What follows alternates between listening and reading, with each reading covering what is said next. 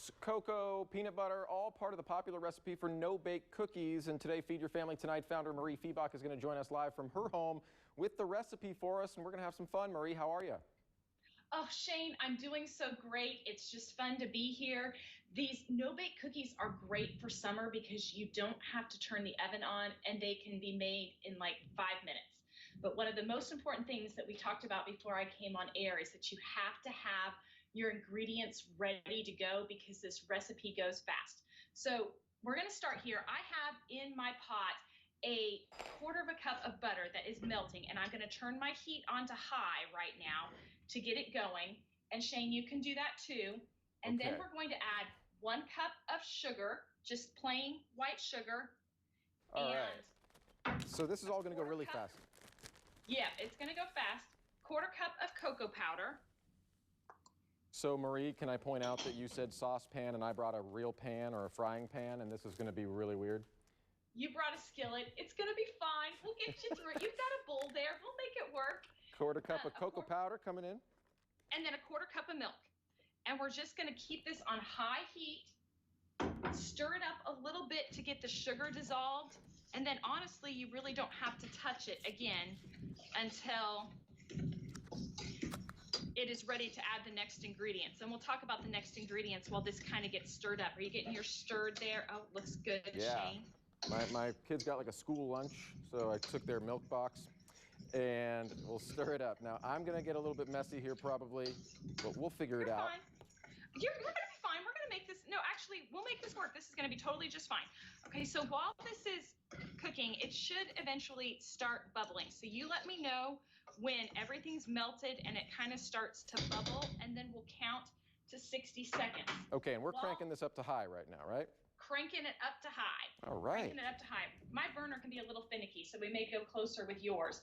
Our next ingredients that we're going to add after it cooks for 60 seconds is some vanilla and peanut butter.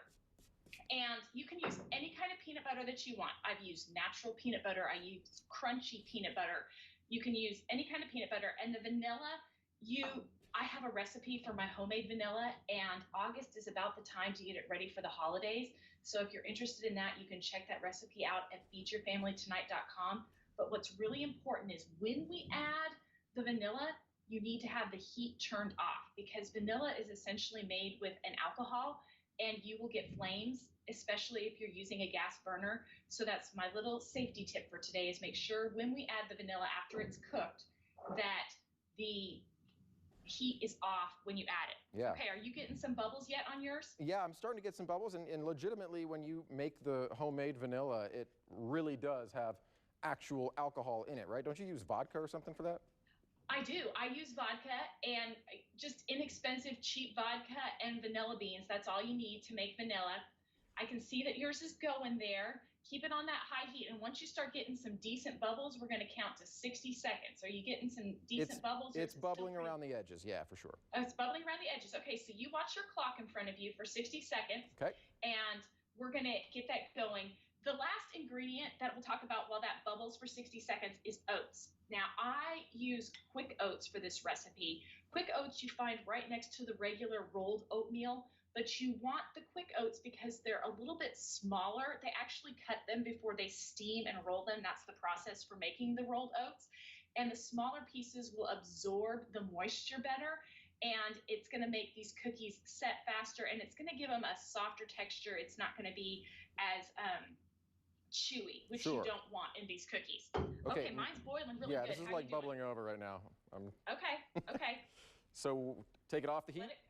Yeah, go ahead. Take it off the heat and then add your peanut butter and your vanilla. Mine's almost ready. I'm going to let it go another 30 seconds here. Okay.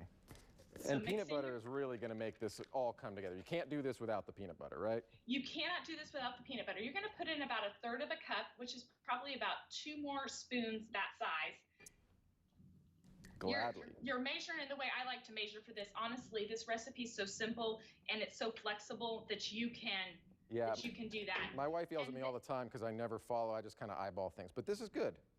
Yeah. Okay. So now I'm adding my peanut butter too, and I have turned off my heat to add my vanilla. You're going to mix that until the peanut butter is all mixed in and melted. Is it pretty melted there? Yep, it is melted. I'm going to throw a little bit more in too. Okay, then pour it over your oats. You've got 1 3/4 of a cup of oats. It was 1/3 cup of peanut butter and 1 teaspoon of vanilla. Okay, and the vanilla goes in right now? The vanilla goes in right now. Your heat's off, so you're safe. You're not going to have flambe. And that's before or after I mix it with the oats? Before. Put it in before. Okay, there we go. I'm just going to mix my oats straight into my pot because I have a saucepan and not a skillet. I'll tease you forever about that skillet, Shane. Okay. It's called a saucepan. You know, we should call it a pot. Bring a pot, right? A pot. I'll remember that next time. Okay, it's going over the oats now for me. Pour it over the oats. This is going to be good. And then you're just going to mix it all together. And then once it's mixed, you want to act quickly because this cools. I have mine here. I'm going to bring it back so you guys can see it a little bit better. And I'm using a cookie scoop, but you can just use a spoon. And you're just going to scoop these onto parchment paper or wax paper. You want to have it on something. And I'm doing it on a cookie sheet today, but honestly, I usually just throw it on the counter. I found this big bowl at like the last cake potluck. So I don't know where this bowl came from, but it's coming in handy. Here it comes. Well, never underestimate the power of a office kitchen find. That's right. I've used them more than once in my life, so I get you. All right, so then you just scoop it out into little mounds, right? Scoop it out into the little mounds. It makes about 12 cookies. And again, look how fast that was. It makes just a fun little easy treat, especially if you want a little something sweet after dinner one night. You don't have to turn the oven on. And it's full of chocolate and peanut butter and oats. I mean, does it get any better than that? No, it really does not, except maybe the amount of patience it requires to cool. So how long are we waiting?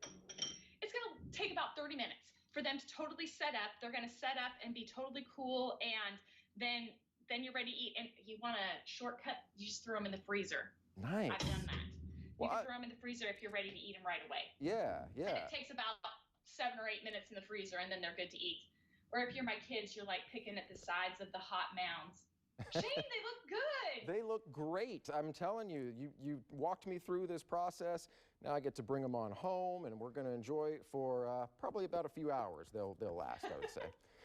That is all part of the fun that we can find at Feed Your Family tonight, though. Marie, tell us a little bit about what you got going on. You know, there's all sorts of fun things going on at Feed Your Family tonight. I always put my meal plans up on Mondays, so watch for that. And if you are interested in getting your free download of my weekly meal planning sheet, you can go to feedyourfamilytonight.com/plan.